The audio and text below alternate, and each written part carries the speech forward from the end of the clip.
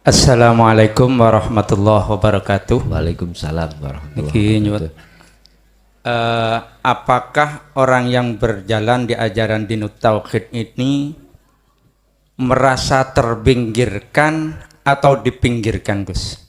Karena ini pengalaman pribadi saya yang semula ini seneng cangkruk, senang dengan pertemuan-pertemuan, lambat laun kok tidak suka gitu loh.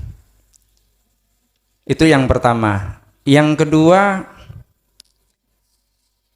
apakah kalau yang tadi dibahas di depan, yaitu terkadang kita diproses yang awalnya kita itu rajin ke musola atau masjid untuk melaksanakan ibadah sholat secara berjamaah, saya itu pernah merasakan gini, Gus. Setelah saya melaksanakan ikut ajaran Dinut Tauhid ini kok rasa malas itu ada gitu loh. Lambat laun jadi malas ke musola itu. Terus ada dalam hati itu kan kita dirasani, Gus. Biasanya neng musola Pak ikut tak tahu neng musola.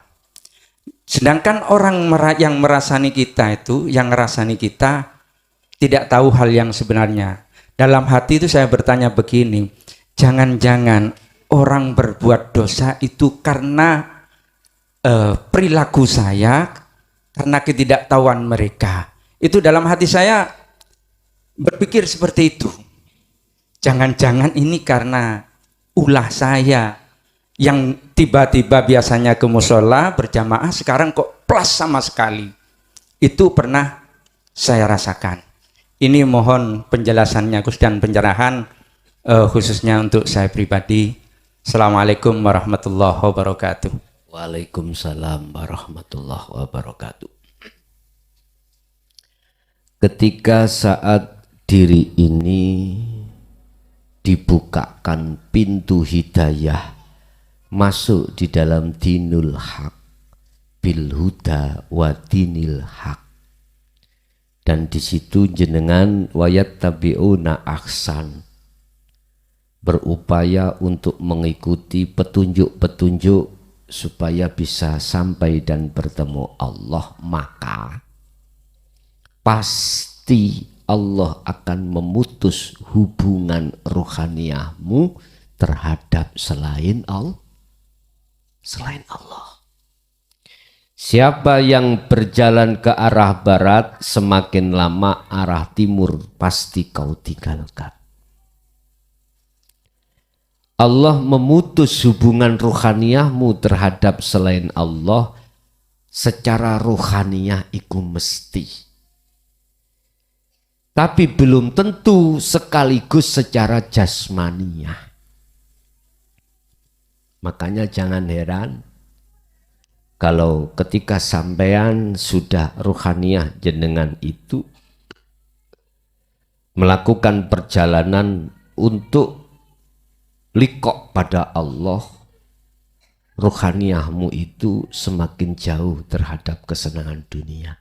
Jangan heran. Memang seperti itu. Allah putuskan hubungan ruhaninya dengan selain Allah di situ. Tetapi Allah kadang juga memutuskan hubungan sak jasmaniyahmu. Itu tadi asalnya kita di kampung itu ngikuti kumpulan yasinan, ya, kadang tahlilan, RT-an, itu malah jenengan tinggalkan dengan dasar tidak ada manfaatnya. Miturut kesimpulan hati jenengan pada saat itu. Itu berarti tanda jenengan ini diputuskan hubungan ruhaniyahmu itu tidak hanya secara ruhaniyah tetapi juga jasmaniyah.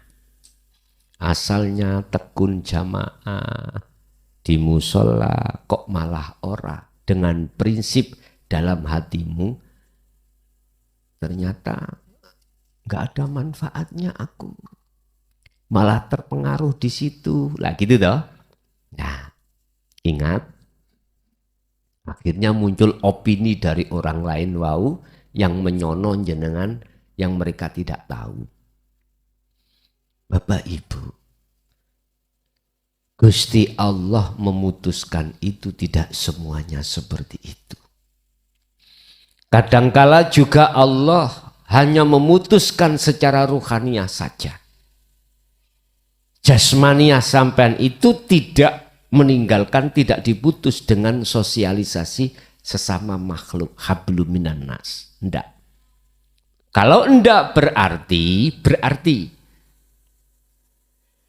miturut pandangan Allah, jenengan itu tidak akan terpengaruh dengan hablum minan nas.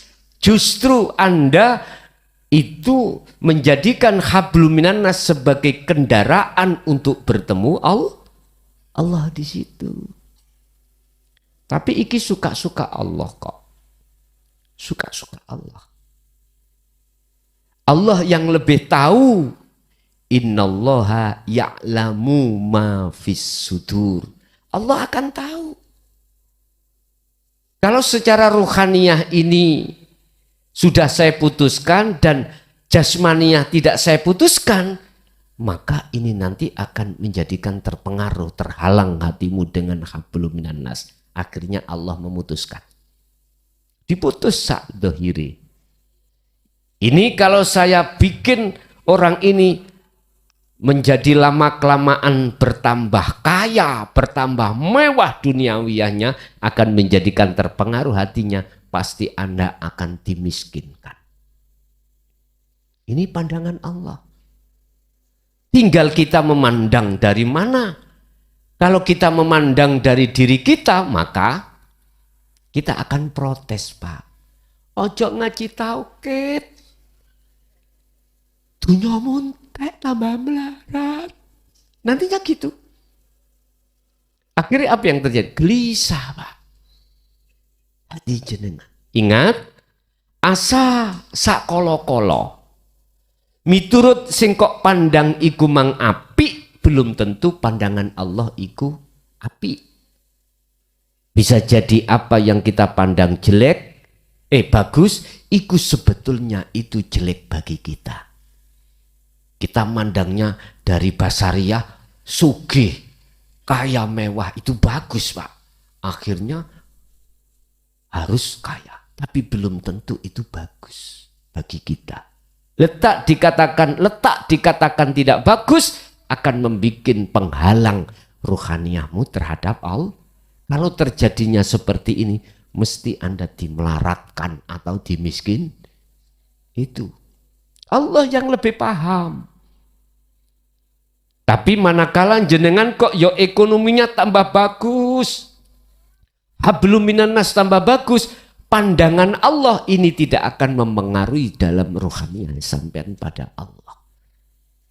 Lah kalau kita mau melihat pandangan Allah, dikasih miskin yo gak protes, dikasih kaya pun juga tidak menjadikan penghalang hati kita.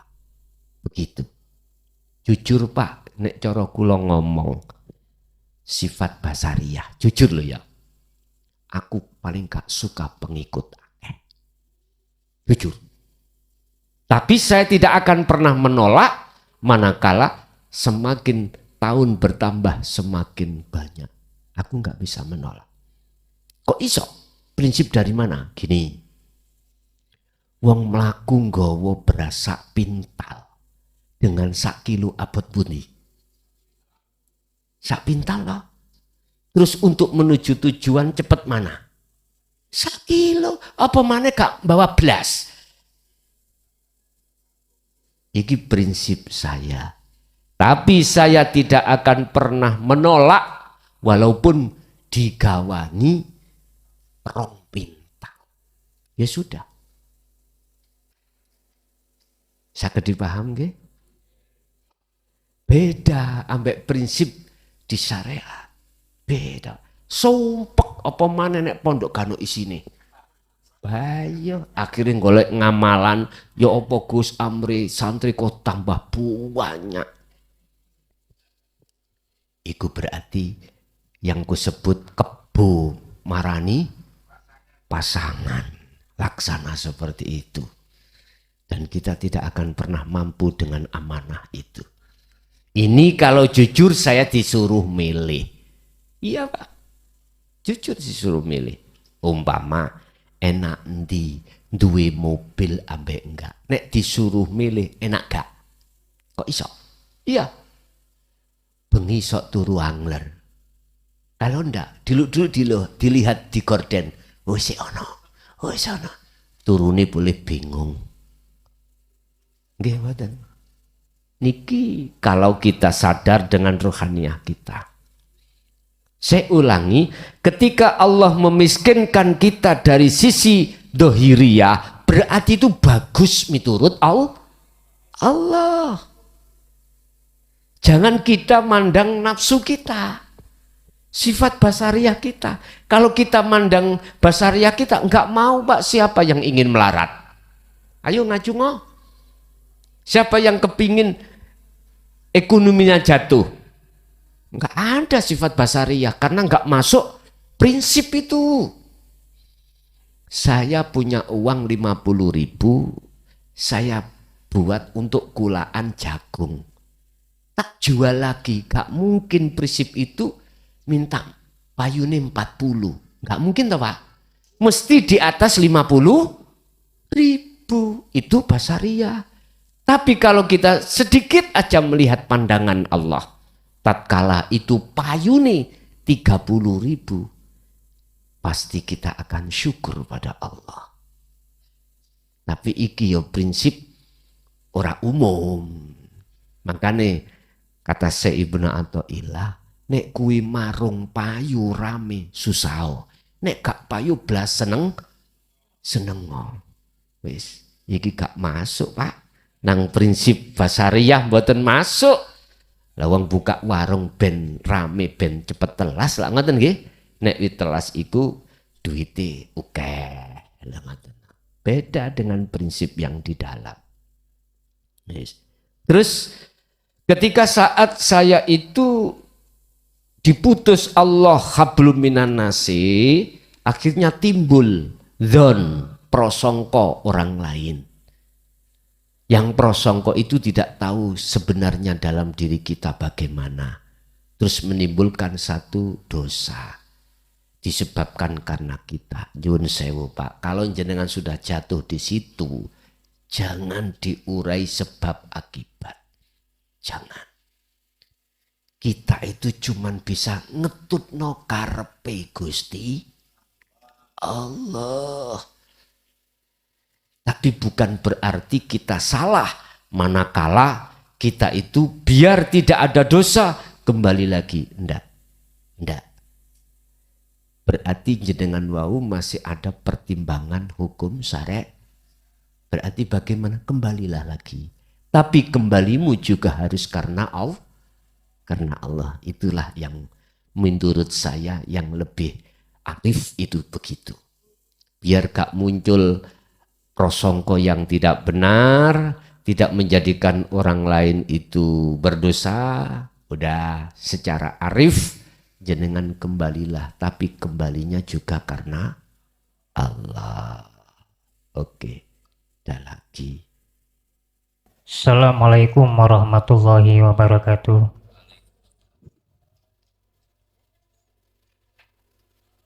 Saya mau nanya itu tentang keangkuhan itu ya. Tentang Keakuan. Ya, keakuan. Di sini saya punya cerita itu seorang Nabiullah yang namanya Sulaiman. Karena kekayaan dia langsung ingin memberi makan semua makhluk yang ada di bumi ini. Ini kan suatu keakuan juga ini namanya. Terus saya mau bercerita lagi seorang nabi yang katanya dia memimpin kaum Bani Israel, yaitu Nabi Musa. Dia pernah mengakui dirinya seorang alim dan terus terang kepada umatnya, barang siapa, atau kata lain, siapa di muka bumi ini yang paling alim, wahai Bani Israel, itu kan yang jawab langsung Musa sendiri. Ya Musa. saya ini. Musa. Nah, itu ya Musa itu pernah gitu. Terus itu kan keakuan. Nah, yang saya tanyakan di sini kok para nabi itu kok keakuannya bisa gitu loh. Apalagi seperti saya ini yang mau belajar tentang dinul haq atau tauhid ya. Terus di saat itu di sini saya mengkaji, saya tahu tadi Gus mengatakan ini anallah wala ilaha illa ana fa'budni, itu termasuknya itu. Dan sesungguhnya saya ini adalah Allah, tidak ada Tuhan selain Allah, maka sembahlah fa'budni. Ya, terus di situ saya cerita bahwa Sirul Asror setelah adanya pengakuan Allah, terus saya ingin di situ kok seakan-akan saya bercerita lagi, karena ini pendapatnya terus ceritanya Nabi Musa alaihissalam setelah dia di Bukit Sinai langsung berbicara kepada Allah, maka dia disebut kalamullah, nabi yang bisa berbicara langsung kepada Allah, yang akhirnya setelah dia tahu hanya berbicara pada Allah, ingin bertemu, ya ujung-ujungnya ingin bertemu Allah langsung gitulah, maka diizinkan, yang akhirnya Musa tidak kuat karena Allah mau datang gunung jeblok gitu Gus, gunung Tursinan jeblok lah, terus Musa kan pingsan gitu Gus. Lah terus pikiran saya, angan saya, kok bisa ya ingin bertemu Allah padahal Nabi Musa aja nggak kuat. Terus saya mau tanya ini, apakah saya bisa bertemu Allah dengan zatnya, dan setelah itu maka Allah akan bicara sama saya sanggup menemui kamu. Nah terus saya takutnya nanti gunung-gunung di Jawa Timur jeblok, gimana Gus? Ngoten nggih. Sampun. Ya ini istilahnya saya mau berbicara dengan hati saya sendiri gitu Gus ya. Kesimpulan. Ya. Assalamualaikum warahmatullahi wabarakatuh. Waalaikumsalam. Apa yang didawuhkan Allah dalam Al-Quran jangan lantas kita elek mentah-mentah. Maksud gunung itu jangan dimaksud gunung-gunung itu. Ingat, Nabi itu belum tentu Rasul. Kalau Rasul mesti ini perbedaannya apa? Dalam pandangan hakikiyah, Nabi itu belum sampai memegang sirul asrar. Belum. Kalau Rasul sudah. Sampai lihat al ulama'u warasatul anbiya. Makanya jangan heran kalau banyak ulama itu hanya menyampaikan hukum-hukum syariah.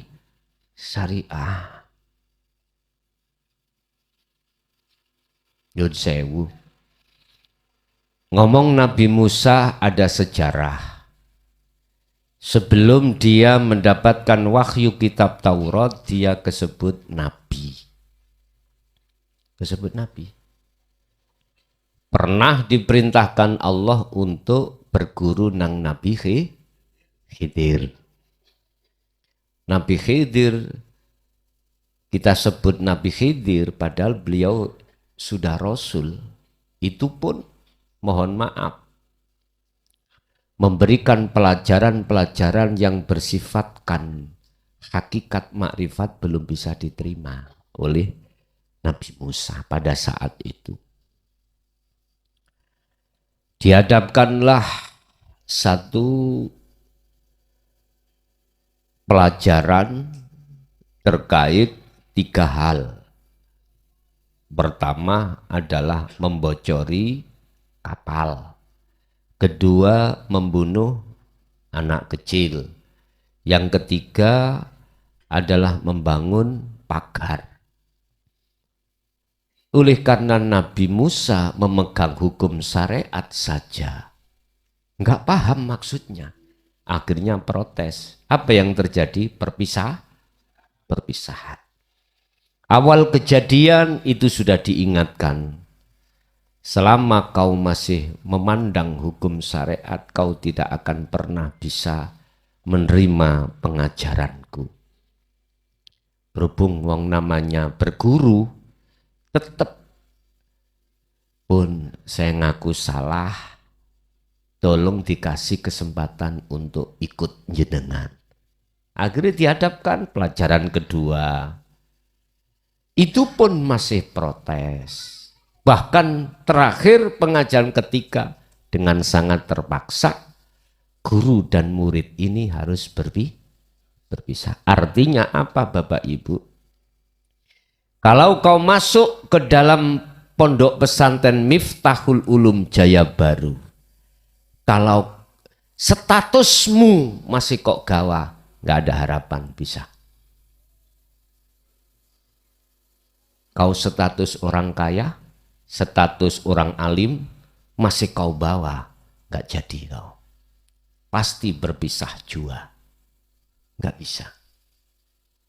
Andai kata kau ingin mondok di Ponpes Jaya Baru ini, mohon maaf, menerima pengajaran ini kok kok unggul no syariatmu, artinya kepinteramu gak masuk, gak bisa kau menerima maksud daripada pengajaran ini. Sebab khusus apa yang kuajarkan Bapak Ibu ini punya sejarah. Kalau boleh saya sejarahkan. Tahun 95 sampai tahun 2000. Saya lebih fokus mengajarkan anak santri pondok itu di dunia syariah. Mulai dari kitab fikihnya, kitab nahwu sorofnya, kitab hadisnya, udah saya bekali. Tapi ketika saat masuk tahun 2000, Allah menyuruh ngeringkes ganti persenelang. Jadi apa? Jadi kitab syariat saya ringkes, saya masukkan lemari, saya diperintahkan untuk khusus mendidik tentang tauhid. Nah, sampai detik iki. Sampai detik niki. Itu maksudnya supaya Anda, hei orang yang bersyariat, jangan hanya diem di situ, naiklah kau ke hakikat. Lah, gak nang torikoh sik Gus. Torikoh itu sudah kau bawa sejak kecil. Sholat itu torikoh, jalan. Syariat ngelmu sholat iku, torikoh nama sholat itu, hakikatnya tujuanmu, bener no tujuanmu. Apa tujuanmu sholat? Awali, yang golek ganjaran bos. Golek surga. Awalnya kan gitu. Lah tak benerno, dibenerno Allah lewat jalur hakikat. Tujuanmu sholat iku manggi Gusti. Tujuanmu sholat iku adalah metui bertemu Allah liqa. Bukan golek ganjaran, bukan cari surga. Surga ganjaran itu ciptaannya Allah iku makhluk. Biyen dulu waktu syariat gak popo. Nah ikon yang hakikat ben tujuanmu bener ketemu Allah. Kalau tidak mau jangan heran. Sampai umur swidak 70 80 alimo kaya apa salatmu mesti rusak. Fawailul lil musallin alladzina hum fi salatihim. Ya apa itu? Fawailul lil musallin alladzina hum an sholatihim mesti lali ya. Wong sing salat iku dilebokno neraka wel. Fawailun utawi kerusakan kang banget. Nah iki bahasa individu neraka wel. Fawailul bagi siapa? Lil musallin, orang yang sholat. Aduh, hati-hati bos. Nek sholat aja guyon. Sholatnya orang yang bagaimana musallin iku? Alladzina hum fi sholatihim, alladzina hum an sholatihim sahun. Yaitu sholatnya orang yang selalu melalaikan Allah. Ya mesti Pak, selalu lalai. Sing ngile iku amplopan. Allahu Akbar. Iki adoh iki rek. Jawa Tengah. Iya. Mesti kandel iki rek ngene. Paling tidak tak hitung-hitung perjalanane tok ae bensine PP 500. Durung tole 1.500 dadine jumlahe. Wah, jelas iki kok paling tidak ya 20 atau 15. Allahu Akbar. Sing dieling-eling ngono. Karena apa? Karena orientasi kita ketika melakukan apapun itu dari nafsu kita sendiri. Ya itu Pak, musallin sing sahun ini ada di situ. Makanya ojo heran siapapun kita tidak akan pernah ada ketetapan hukum pasti aku selamat atau gak selamat sik mamang. Aku umpama aku kiai internasional. Iku lo belum pasti aku kok selamat apa gak? Gak roh. Gak tahu. Aku kok mlebu swarga apa gak? Gak tahu. Di dalam hati kita masih ada asyak, mamang. Ngomongnya nang jopo aku iki, wong kok aku bakal selamat bla bla bla nek ngikut aku, sarungku gecok ono. Ya keplorot Pak, nek sarungmu iku sampean gandoli. Allah. Tapi coba, kalau jenengan sudah masuk di dunia hakikat dan Anda itu mengamalkan dengan yakin dzikir sirul asrar, mesti dalam hatimu ada ketetapan hukum pasti. Nek selamat yo selamat, nek gak selamat yo gak. Iku mesti wis. Bentuk insya Allah itu bentuk mamang kita. Mamang. Makanya huwallazi arsala rasulahu bil huda wa dinil haq ay dinu tauhid. Allah mengutus utusannya Muhammad itu di tengah-tengah kita untuk membawa hidayah, petunjuk, wa dinil haq dan agama yang untuk mengesahkan Allah supaya tujuan sholat sampan ini betul-betul bertemu Allah. Tapi ilmu iki ketika manjing di tengah-tengah umat langsung didupak. Ayo, sopo kiai sing wani ngajarni tentang masalah tentang dinut tauhid hakikat makrifat ketika saat zaman sebelum Sayyidina Ali sampai tahun 2014. Kano sing wani. Iya Pak, begitu masuk langsung ditendang. Akhirnya apa? Akhirnya beliau itu berdakwah itu secara sembunyi. Akhirin dadekno jenengan kali kula niki bingung. Pengen ketemu Gusti Allah, inji. Tondo ningku nek awakmu wis ketemu galihe kangkung, ya wis ketemu. Bingung. Terus maneh di dalam ilmu sejati, ayo sing tau mlebu, mesti ana dawuh ngene. Ketika awakmu kok dzikir, salat daim, awakmu kholwat, awakmu melakukan kholwat utawa topo, engko nek awakmu wis dipethuki dirimu, yaiku awakmu wis makri, padahal iku sanepan. Sanepan. Iya Pak, dibedui sampean dhewe dari unsur lawamah bisa, mutmainah bisa, amarah juga bisa, nafsiyah juga bisa. Waktu dikir Allah, Allah. Moro ning ngarep sampean ana wajah persis ambek jenengan. Terus langsung laporan ambek gurune. Yi, kula pun ketemu awak kula dhewe. Oh iya wis, iku wis makripat. Yun sewu, iku sanepan, Pak. Kita lihat bagaimana yang disebut amal arif, yang disebut makrifat itu bagaimana? Apakah si ruh itu bisa melihat Allah? Bukan. Apakah ruh itu tunggal nang Allah? Bukan. Ternyata jawabannya apa? Amal arifuna la yarawna li anfusihim sayan. Dirimu sudah enggak ada.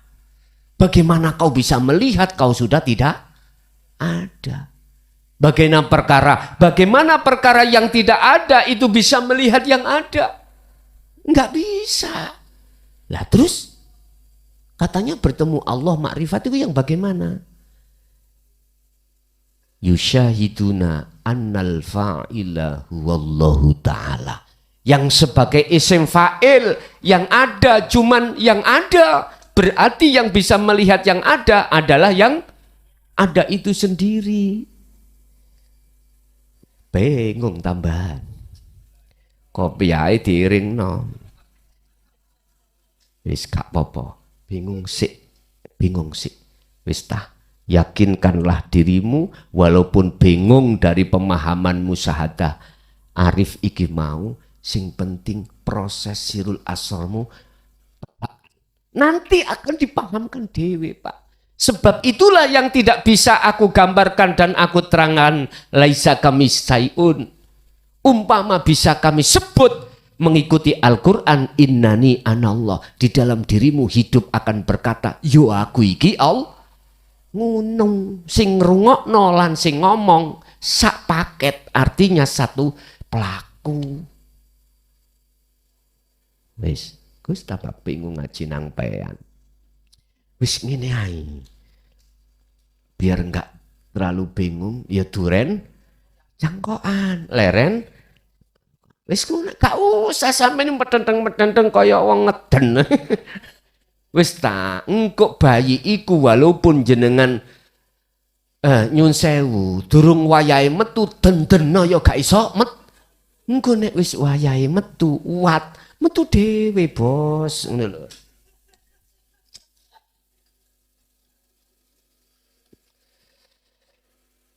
Wis akhirnya apa Nabi Musa?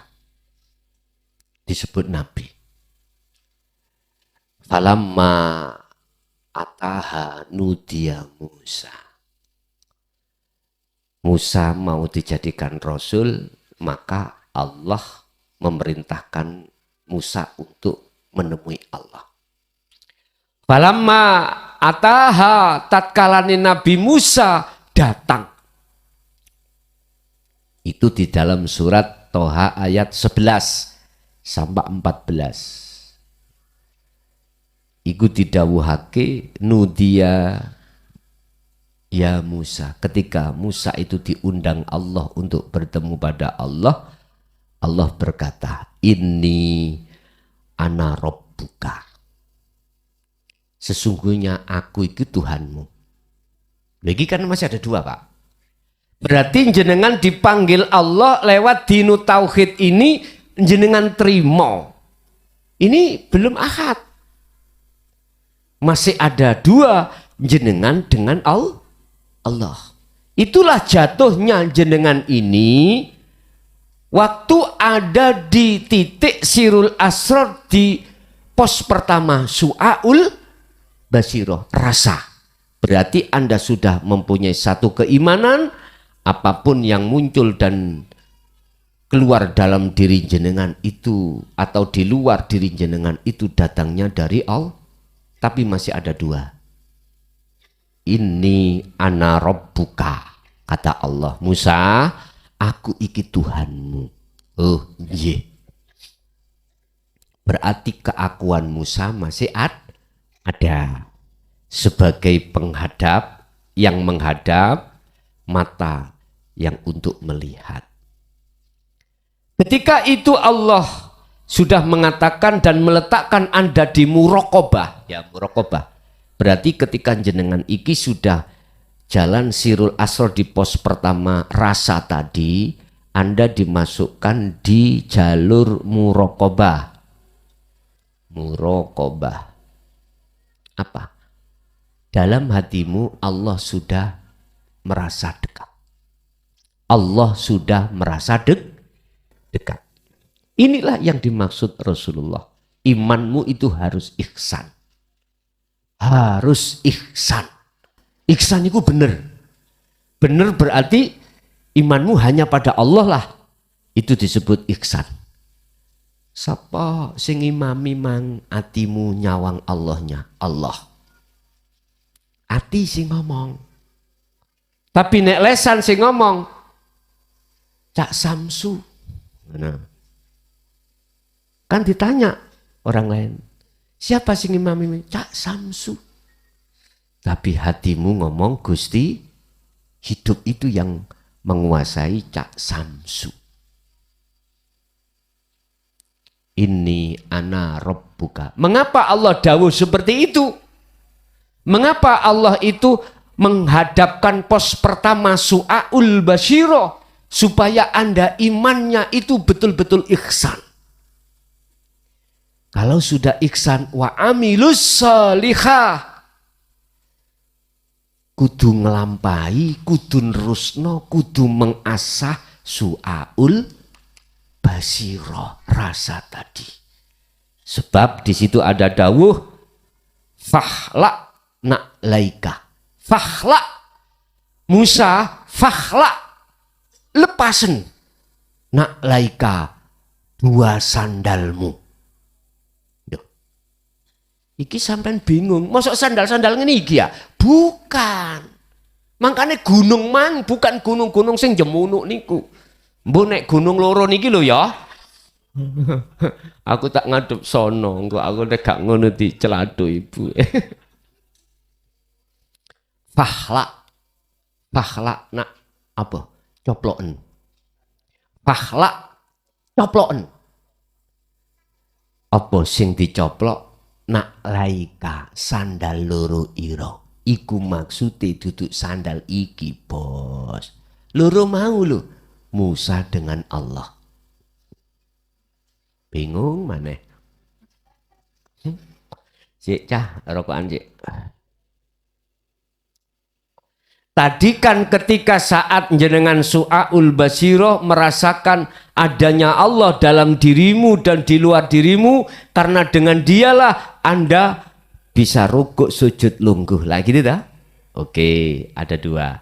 Ada yang mengadekkan atau mendirikan, menggerakkan, ada yang didirikan atau yang digerakkan. Oke, ada dua. Yang menggerakkan disebut Khalik Allah, sandal siji. Yang digerakkan makhluk aran roh sampeyan loro, iki sandal lepasen. Sehingga nanti disebut ainul basyirah, bertemu, melihat.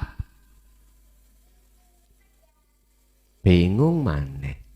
Allah gak ono, terus roh si salib yo harus gak ono. Udah, saiki bingung tentang ilmu, engko nek wis praktek engko lak didonongno Allah dhewe. Kanakan keduanya, karena itu masih nama. Nek isih nama senajano Allah nama iku sik makhluk, paham? Sebab apa Musa awakmu kok yo tak suruh melepas sandal loro, sebab innaka bilwadil muqaddasi tua. Karena kau ini lo ning Babu Salam mau masuk ning apa bilwadil muqaddasi tua, lembah yang saya sucikan, itulah maqam musyahadah. Berarti kalau sudah di musyahadah ahad, itu tidak ada makhluk yang disebut ruh si salik, tidak ada nama Allah, itu harus fana. Di dalam hikam Allah katakan, beliau makolahnya mengatakan la ibsorun, sing madhep sing nyawang ya wis fana, wa mubsorun, yang dihadap atau yang dilihat iku ya wis fana, wa basorun, mata untuk melihat yo harus fan, enggak ono kabeh.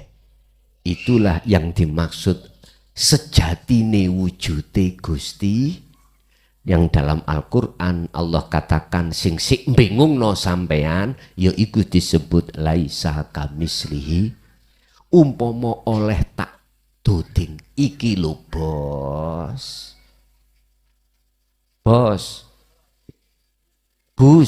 iki lho, nek wedok bus, nek lanang bos, iki lho bus. Sing tahu belajar ilmu sejati jelas langsung dong. Oh iya, ya apa, bagaimana kau menyebut, bagaimana kau bisa menggambarkan, gak bisa. Inilah musyahadah. Setelah itu Musa melepaskan kedua sandalnya. Jenengan pingin masuk di Masjid Al-Mubarakah, boleh, sandalmu harus kau iku syariate. Coba ojo dicoplok, dikeplang takmir. Karena min asrofil majalis, itu tempat yang disucikan khusus untuk menyembah Allah. Cuman herani. Allahu Akbar. Wedhus ono kene. Allahu Akbar. Amplop ono kene. Ini kebanyakan umat manusia. Berarti duduk masjid iku yang dimaksud, duduk bilwadil muqaddasi tua yang dimaksud itu bukan, tapi inilah alam musyahadah. Wa anakhtartuka, aku milih nang awakmu Muhammad, ku tak jadikan sebagai pilihanku, fastami lima yuha, dengarkan apa yang ku sampaikan ini. Ketika Anda sudah melepaskan, mendengarkan dawuh ini, isine dawuh innani anallah la ilaha illa ana. Artinya apa? Hakul basyirah muncul dalam hatimu. Apa? Keakuannya Allah yang segala-galanya, setelah hilangnya keakuan selain Allah. Iku pahamane ngono. Innani, sesungguhnya saya, ana, yo saya, iku Allah, disebut Allah. La ilaha illa ana, tidak ada Tuhan kecuali aku, saya. Oleh karena itu fa'budni, sembahan aku, wa aqimis shalah, tegakkan salat, lidzikri, untuk mengingatku. Berarti salat secara syariat itu satu ya, iku hal yang termudah untuk bertemu Allah.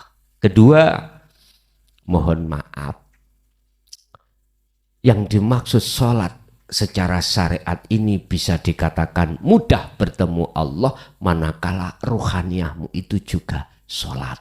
Ini yang dalam ilmu sejati disebut salat daim. Illal musallin alladzi illal musallin, kejaba wong sing salat, di dalam salatnya itu daimun, langgeng. Berarti mlebuhe roh iki isok salat, iku kuncinya ada di sirul asrar. Pun jalan Pak, jalan. Tapi bukan persoalannya aktivitas sholat secara syariat sajalah yang bisa untuk kita bertemu Allah. Ndak, di luar aktivitas sholat pun juga harus bertemu Allah. Kuncinya ada di sirul asrar. Setelah itu barulah ketika detik-detik pertemuan itu mengapa gunung itu hancur. Itu bukannya ketika saat sampean suluk wusul ning kene makrifat nang Allah meledak kabeh. Bukan. Apa? Hukum dohiriyah di dalam hatimu, mohon maaf. Gunung meledos itu maksudnya selain Allah di dalam dirimu sudah rusak. Wis gak kanggo, gak fungsi. Aku mau gak ada ya. Ini yaumil qiyamah sebetulnya itu. Hari kiamat semua dihancurkan Allah. Artinya keakuanmu makhluk siapapun dalam hatimu sudah gak fungsi. Karena yang ada hanyalah Allah. Di sini Bapak Ibu maksudnya di situ. Bukan gunung itu meledos makdam meleleh akhirnya semaput. Nabi Musa kan semaput. Artinya jenengan hati sampean wis gak iso dijak ngomong urusan dunia gak bisa. Karena sudah musyahadah. Hati sudah lalai terhadap urusan dunia, urusan selain Allah sudah nggak bisa sambung, nggak bisa.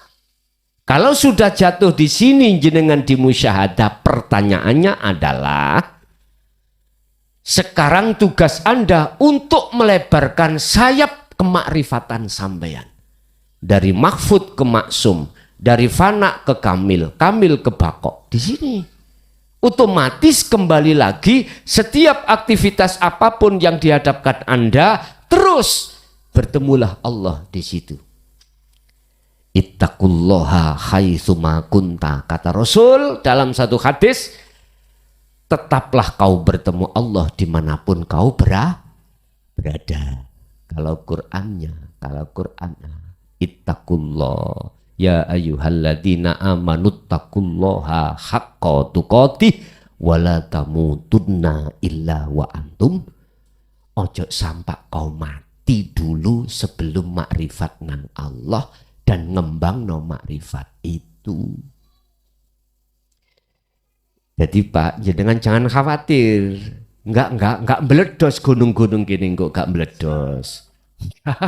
Mboten, tidak meledos Pak. Jadi seng-sengi gak ajur mboten.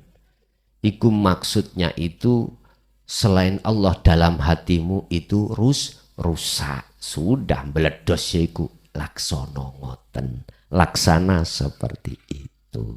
Nggih, ada lagi. Assalamualaikum warahmatullahi wabarakatuh. Pak Yai, saya mau tanya. Saya punya 4 orang anak, yang 3 perempuan, yang 1 laki-laki. Orang Jawa bilang kalau anak laki-laki itu katanya kalau orang tuanya meninggal, mendem jero, mikul dhuwur. Dan yang saya tanyakan, anak saya yang laki-laki ini sholatnya bolong-bolong. Terus saya sebagai seorang ibu, saya harus bagaimana dan amalan apa yang harus saya lakukan? Terima kasih. Ihdinas siratal mustaqim. Wassalamualaikum warahmatullahi wabarakatuh. Waalaikumsalam warahmatullahi wabarakatuh. Ayat ini sampean gawe dasar dulu Bu. Ayat yang mana? Innaka la tahdi man ahbabta walakinallaha yahdi man yasha. Iki sampean damel dasar dulu dalam hati. Sesungguhnya kita makhluk itu tidak bisa menolong makhluk, nggak bisa. Iki sampean camkan dulu dalam hati sebelum secara syariat hukum kita laksanakan. Camkan dulu dalam hati kalau kita makhluk itu tidak bisa memberikan petunjuk. Yang bisa memberikan petunjuk adalah Allah. Udah, iki gecoi dulu yang rapet. Habis itu sekarang kita bicara syariat. Kita sebagai orang tua itu dituntut oleh Allah lewat ku anfusakum wa ahlikum naro, untuk bisa menjaga keluarga dari siksa api neraka. Berarti secara syariat, jikalau ada anak yang melanggar aturan, meninggalkan perintah, wajib secara syariat kita sebagai orang tua untuk mengingatkan.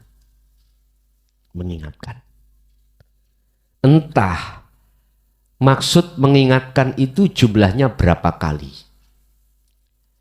Dalam bahasa syariah, kita itu ada nominasi hanya 3 kali. Pertama, kok Yosik nggak mau, diingatkan lagi.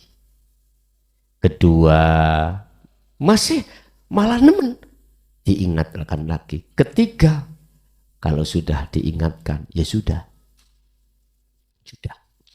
Berarti kita di akhirat lepas dari tanggung jawab. Tapi kita sebagai orang tua nggak mungkin hanya 3 kali, nggak mungkin. Mesti sampai kapanpun diingatkan. Wis. Terus amaliyah apa yang menjadikan anak itu bisa mendapatkan petunjuk? Biar tidak seperti itu alias sadar lagi itu tak? Iki ngomong syariat. Berarti upaya ikhtiar jenengan. Apapun bentuk ikhtiar jenengan. Memohon kepada Allah supaya disadarkan anak. Oke, secara syariat apa yang bisa kau baca sebagai kendaraanmu untuk ke Allah. Memohon supaya disadarkan. Lakukan secara syariat. Tetapi Anda harus gecokan dalil yang di depan tadi. Bahwasanya kita manusia, makhluk disebut makhluk. Tidak akan pernah bisa menolong makhluk lain sekalipun itu anak kita. Berarti orang dekat kita termasuk anak. Man ahbabta, orang yang kau cintai, berarti orang yang dekat. Muhammad kau tidak bisa memberikan petunjuk. Artinya, segala apa yang muncul pada diri jenengan, pertama berupa mengingatkan 1 sampai 3 kali, bahkan jenengan berdoa pada Allah, lepaskan keakuan jenengan. Dalam hal terose katanya syariat ikhtiar tadi loh Pak Bungi. Manakala itu terjadi, lepaskan keakuan sampean yang berafal atau yang lakoni. Kalau itu sudah lepas, maka yang muncul dalam hati sampean keakuannya Allah. Itu yang benar, yang harus kita lakukan. Sehingga sinkronlah antara hukum syariat dan hukum hakikat. Lah, mengki kok gak sadar-sadar Gus. Wa aslimu lahu, terakhir jenengan Gusti serah kula dateng jenengan, sampeyan cetak dadi lentu monggo, dadi begedel ya monggo. Namanya singkong boleh sampeyan dadekno gethuk, silahkan sampeyan dadekno undi-undi, silahkan, terserah Gusti manut. Terakhir berarti jenengan diem sudah. Ada lagi? Assalamualaikum warahmatullahi wabarakatuh. Nuwun sewu Gus, kula niki salim saking Blitar niki ajenge napa nggih urun matur kaitan kali kesimpulan pengawasan niki ngeten. Lah pengen roh wujude Allah sawangen aku ngoten. Kalih niki wonten setunggalipun perkawis ingkang damel ganjelanipun manah kula wekdal maos Yasin nika Gus. Ingkang ayat anu tu'imu malau yasya'ullahu adamah in antum ila fi dhalalim mubin. Ngoten nggih. Niku maksude pripun ngoten? Nggih, mbok pilih ngoten mawon, mau pilih wonten klentah-klentahipun jenengan ngapunten. Assalamualaikum warahmatullahi wabarakatuh. Waalaikumsalam warahmatullahi wabarakatuh. Ayat berapa itu tadi? Yasin tadi. Napa inna fi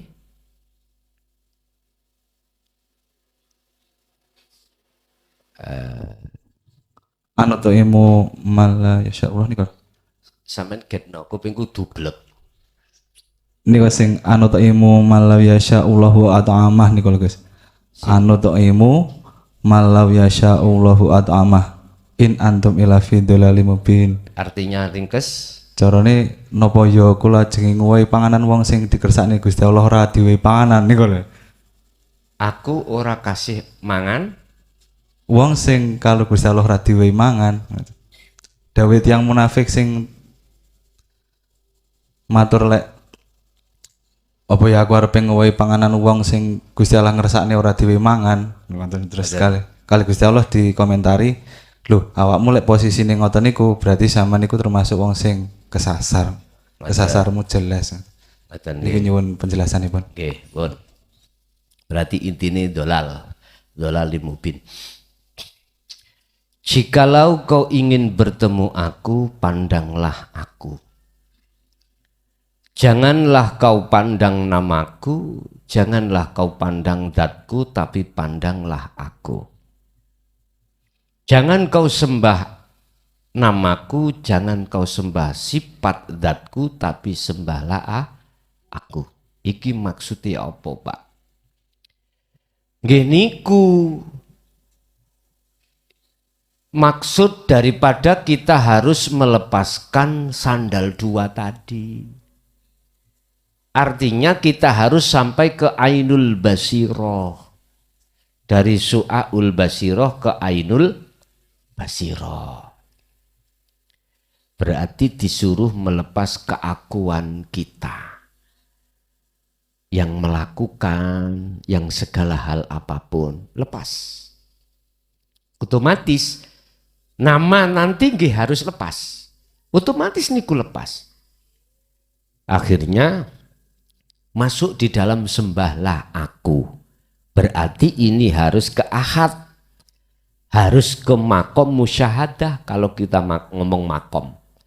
Bahasa Isra Mi'raj Rasulullah harus sampai ke Sidratul Muntaha. Kalau bahasa Nabi Musa sampai ke lembah tua, lamanya lembah tua, bil muqaddasi tua, lembah yang disucikan namanya lembah tua. Nah disinilah detik-detik Musa akan semaput, semua apa yang dikatakan gunung disuruh melihat gunung, gunung itu meleleh, tiada. Artinya semuanya tiada, yang ada cuman aku.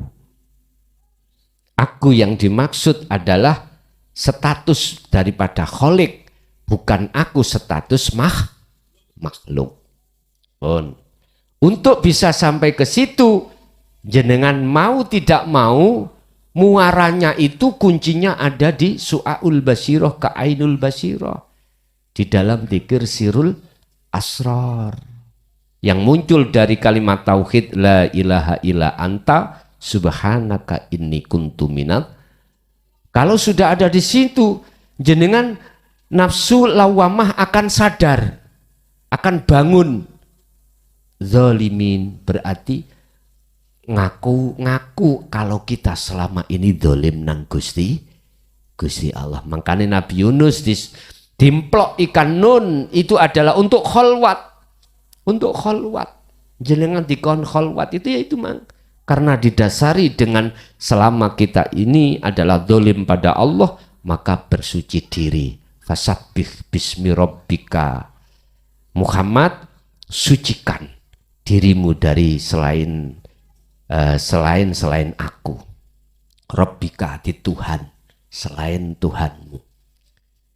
Wes, itu yang pertama. Yang kedua terkait masalah Ar-Rahman. Ar-Rahman. Allah di samping menei Ar-Rahman juga Ar-Rahim. Mengapa di dalam surat Yasin itu ayat keberapa itu? 47. Intinya itu apa tadi? Coba aku gak hafal masalahnya. HP ini yontek.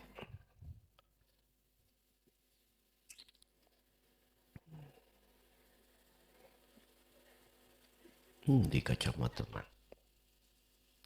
Tolong yang bertanya tadi, aku lupa. Artinya ajalah. Kalem-kalem. Nggih. Anut imu malau yasya'ullahu atamah. Ana to aku kudu ngowahi mangan wong sing Gusti Allah iku ora ngersakne ngowahi mangan. Ngoten. Ngoten nggih. Nggih. Pun. Sampun. Oke. Apa tah mangan yang dimaksud itu beras, jagung, supermi? Bukan. Bukan.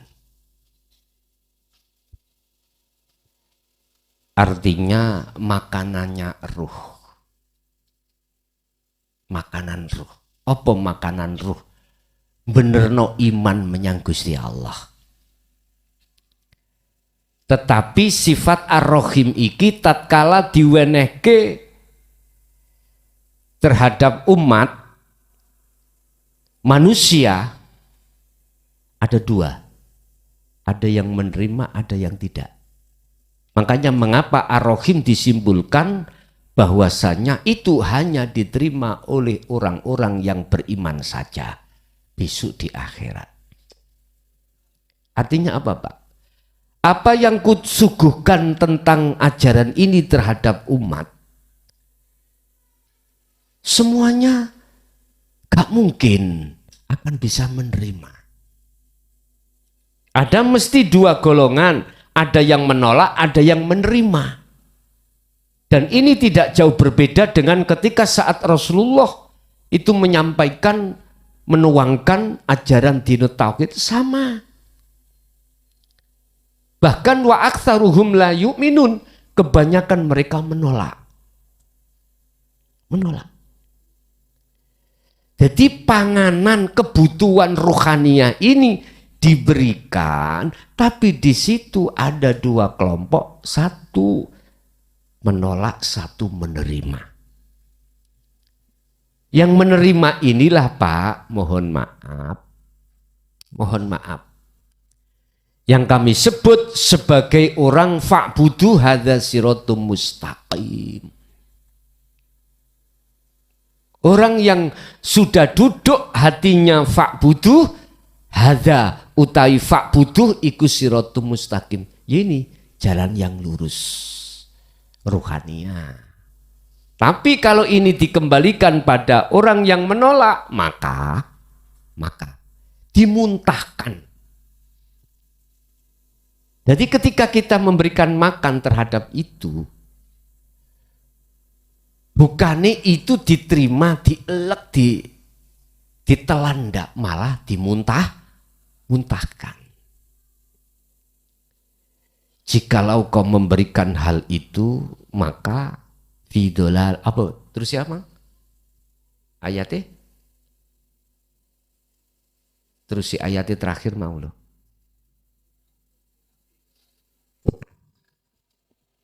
Niku kan anu tu imam malaya Allahu atama.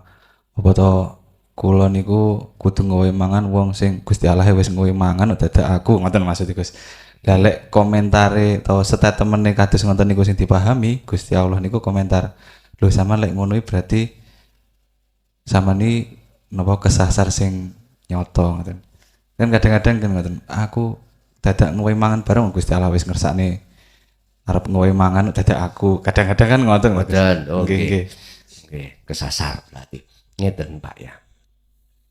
Ketika daharan rohaniah itu dihidangkan bukan untuk satu dua orang menolak dan tidak hanya diberikan pada yang menerima. Pasti yang menolak pun juga dia terima. Tapi dia muntahkan kembali. Lah, ketika jenengan menyampaikan hal ini bukan berarti Anda itu jatuh di dalam perkara yang tersesat. Ndak.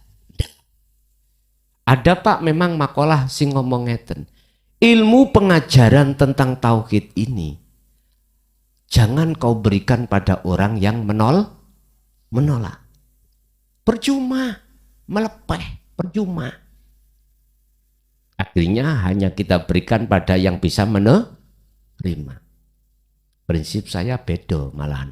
Justru aku lebih seneng aweh pada orang yang tidak mau.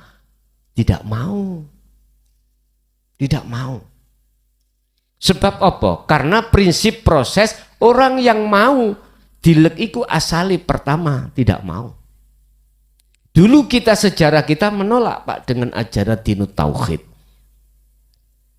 Tapi ketika saat itu hidayah datang, maka sedikit demi sedikit membuka diri kita. Kita angen-angen, oh iya benar tiba-tiba. Akhirnya kita paham. Kita olehnya menolak itu sebab nggak paham. Itu proses kita. Berarti pahamnya itu dikarenakan karena ada keterangan. Setelah itu dingen-ngen paham terus dilakoni. Kalau ini hanya diberikan hanya orang yang paham sendiri, sama halnya kita itu nguyai segoro. Bebek kok diurui ngelani. Iki prinsip saya, lebih suka saya kasihkan ajaran ini di tengah-tengah orang yang ingkar. Tapi memang masalah resiko sih berat. Buka sejarah siapapun pasti akan menghadapi resiko pertentangan. Nggak apa-apa. Nggak apa-apa. Sebab sifat ar-Rahim ini Bapak Ibu, bukan perkaranya hanya diberikan orang yang beriman saja. Enggak, awalnya sudah dikasihkan seluruh manusia. Tidak hanya ar-Rahman, juga ar-Rahim.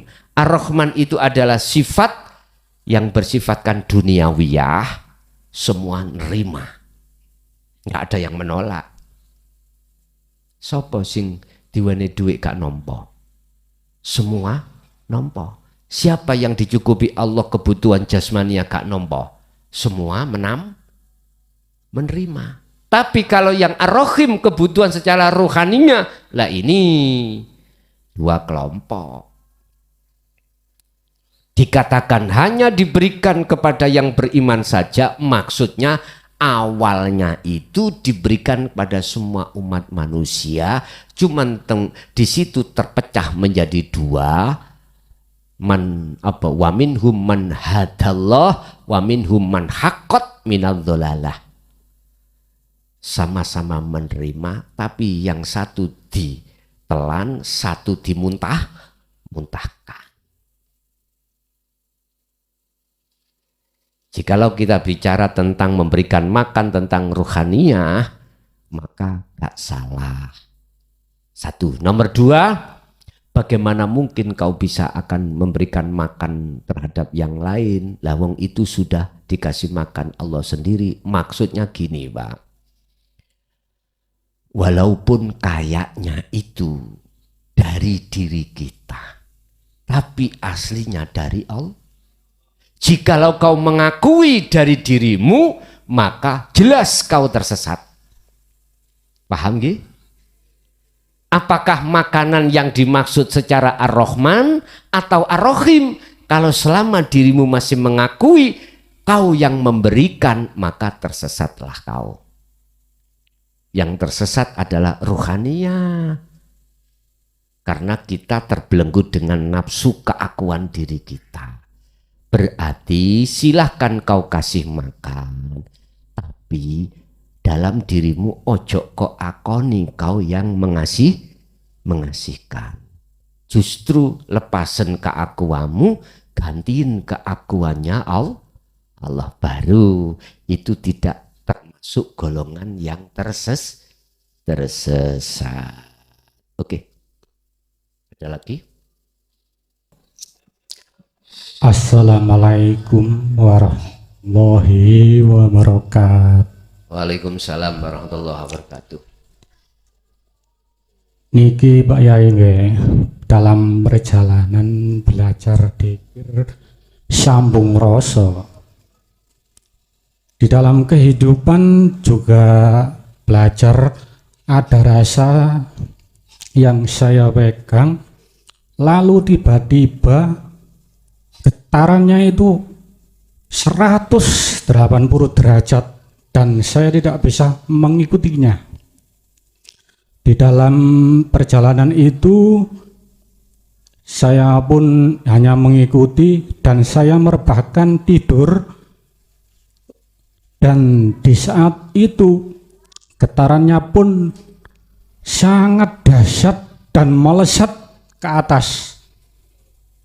Di sana pun saya tidak bisa ini alam apa dan itu alam apa, tapi rasanya tenang, tidak bisa melihat apa-apa. Yang saya tanyakan, apakah itu memang perjalanan bonus ataupun ke alam mana? Hanya itu saja. Assalamualaikum warahmatullahi wabarakatuh. Waalaikumsalam warahmatullahi wabarakatuh. Ketika saat si Salik melakukan suluk untuk wusul pada Allah lewat dzikir sirul asrar, didorong dengan dzikir sir, maka terkadang Allah menterjadikan kita di alam atau di makom mukasyafah, makom di mana masih berlakunya keakuan kita yang melihat, yang mendengar, yang merasakan, dan seterusnya. Perkara itu masuk di alam jabarut atau lahut atau malakut, iku sak pena Gusti Allah. Suka-sukanya Allah. Kalau pertanyaan itu apakah ini di alam apa? Sepanjang jenengan masih muncul rasa keakuan kita yang melihat, yang merasakan, keakuan kita makhluk, maka itu ada di alam mukasyafah. Terus di situ jenengan bertemu siapa? Bisa jadi kita dipertemukan malaikat, bisa jadi begebluk, bisa jadi alamul arwah yang dari unsur kekasih-kekasih Allah. Apakah kekasih dari Rasul, apakah kekasih dari aulia, para wali Allah, itu suka-suka Allah. Cuman yang perlu kami ingatkan di situ adalah bertemu siapapun kita, entah itu negatif atau positif, hanya satu yang perlu kami pesankan terhadap seluruh pengikut Rasulullah.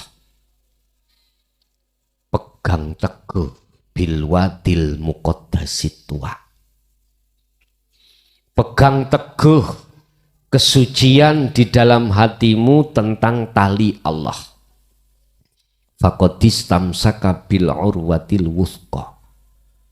Tali Allah, ruhaniyah langsung pada Allah yang disebut hablum minallah, pegang teguh terus. Laksana Anda naik ke tebing, ke atas tebing, tali itu nyambung, jangan pernah kau lepas. Jikalau kau naik tebing, tanganmu lepas dari tali itu, apa yang terjadi? Jatuh. Mana yang dimaksud tali Allah, yang disebut wasilah, mana? Hablum minallah, tali itu mana? Tidak ada lain kecuali sirul asrar. Hanya itu. Thariqah manapun tanpa disertakan sirul asrar nggak akan pernah musul. Sungguh nggak akan pernah. Berpuluh tahun pun nggak bisa kau akan liqo pada Allah miturut sistem yang sudah ada. Bapak Ibu, ketika jenengan sudah tetap memegang tali Allah, Anda tidak akan tertipu dan tergoda dengan alam-alam yang ada di situ. Tapi tatkala jenengan masuk satu alam tidak bertemu siapa-siapa, alamnya padang, lebih padang daripada alam dunia ini, sejuk dan kau kerasan. Apa bahasa Indonesia ini kerasan? Betah. Iya, betah, betul lah. Betah di situ. Aku yakin kau tidak ingin keluar dari alam itu, dan dirimu keakuanmu sudah tidak ada, yang berlaku di situ adalah akunya Allah, maka itulah alam musyahadah. Berarti Anda sudah wusul ketika saat suluk khalwat secara khusus. Oke. Ini pun terjadi di dalam ketika saat jenengan suluk atau khalwat secara umum. Dikatakan secara umum jasmaniahmu itu berinteraksi dengan urusan dunia. Tandanya apa kalau Anda di musyahadah di situ? La yarawna li anfusihim syai'an. Tadi saya katakan. Keakuan dirimu yang melakukan itu sudah tidak berlaku. Annal fa'ila balik yusyahid annal fa'ila huwallahu ta'ala, yang berlaku di situ akunya Allah. Baru itu dikatakan musyahadah. Sekalipun Anda tidak mengalami alam ketika saat jenengan ketika saat khalwat secara khusus. Satu. Nomor dua, bidzikrillahi tatmainnul qulub. Oleh karena jenengan itu memegang tali terus, talinya Allah di situ, maka jiwamu akan tentram, hatimu akan damai, tidak khawatir ini itu. Maka itulah musyahadah. Paham ya? Jadi kalau ditanya itu alam apa, dikembalikan dalam perjalanan wau, keakuan kita masih ada atau enggak. Kalau masih ada berarti mukasyafah, kalau tidak berarti musyahadah. Terkadang juga diperjalankan jenengan itu tahu keluar dari jasadmu, tahu jasadmu duduk, kau naik ke atas. Jangan takut. Jikalau kau memegang tali Allah, tidak akan pernah takut. Walaupun kau dihadapkan alam-alam sing menakutkan. Contoh, wa min waraihim barzahun, alam barzah, di mana banyak arwah yang terpenjara di dalam itu sangat gelap. Banyak di antara para arwah yang tersiksa.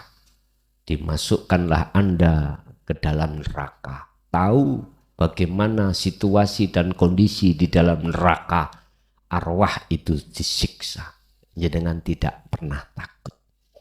Ketika dimasukkan di alam surga, di alam lahut, Anda pun tidak akan pernah, mohon maaf, rasa khawatir dan lain sebagainya. Karena Anda sudah memegang sirul asrar. Apalagi masuk alam jabarut ketemu ajazil atau kuntilana atau tuyul. Tuyul anaknya jin, gitu. Anda tidak akan pernah takut dan tidak terbuai. Di situ dia akan ngomong, mau kekayaannya anakku gawon, namanya tuyul. Akhirnya jenengan ngingu, oh iya. Enggak akan terpesona dengan semuanya. Hanya satu tujuan Anda, likok bertemu, syarati mung loro jani. Untuk bisa bertemu Allah syaratnya cuma dua. Cuman berhubung jenengan syarat ini Anda tidak mengerti, maka Anda tidak akan pernah bisa sampai bertemu Allah. Wa man kana yarju liqa'a rabbih, pertama falyamal amalan sholihah. Jikalau kau ingin bertemu Tuhanmu Allah, pertama kau harus selalu yadhkurunallaha qiyaman wa qu'udan wa ala junubihim. Terus berzikir. Dalam keadaan apapun hatimu harus zikir. Yang kumaksud zikir adalah ingat kalau semua yang melakukan adalah Allah. Yang kedua, wala yusyrik bi'ibadati rabbi ahada. Syarat yang kedua, jangan pernah ada keakuanmu ketika saat melakukan apapun. Itulah yang dimaksud jangan kau menyekutukan Allah ketika saat kau beraktivitas. Begitu ya. Ada lagi. 2 tadi pertanyaannya. 1 apa 2? Cuman 1 ya. Oke, ada lagi? Monggo. Assalamualaikum warahmatullahi wabarakatuh. Ngapunten Gus, niki terkait Sirrul Asror. Setelah kita mengalami di Su'alul Basiroh, kemudian Ainul Basiroh, lanjut ke Haqqul Basiroh, dan mereka wonten makalah la ibsorun wa mubsorun wa basorun. Ingkang kula tangletaken apakah la ibsorun wa mubsorun wa basorun menika cukup hanya di dalam basariyah atau mata hati atau di dalam saja, atau juga untuk di mata basiroh atau kualik di sini. Untuk yang di mata basiroh di dalam hati mawon, yang di dalam atau di mata basariyah atau yang di luar iku setunggal.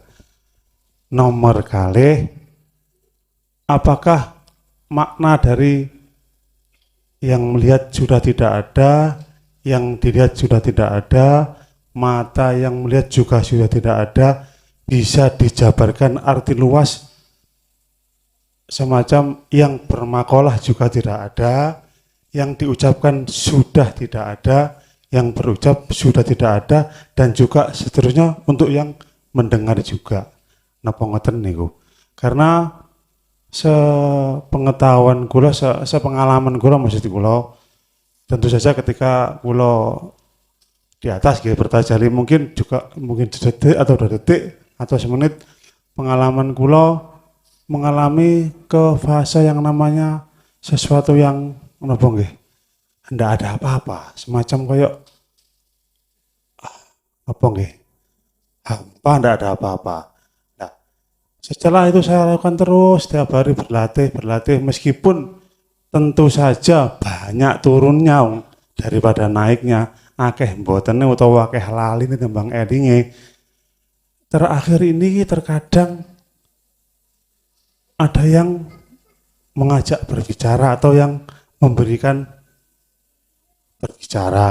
Apakah itu termasuk masih anta atau sudah la ibsorun yang saya katakan penjabaran luas, yang mendengar juga yang melihat.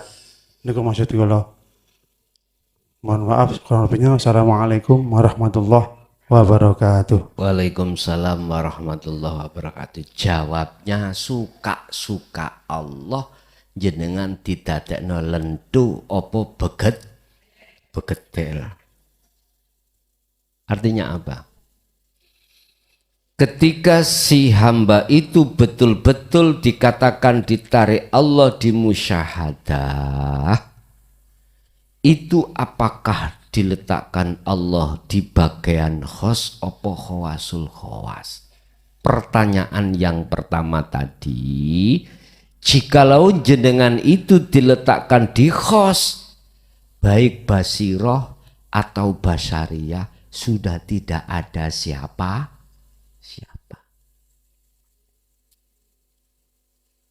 Bahasa hati dan akal itu lepas selain Allah.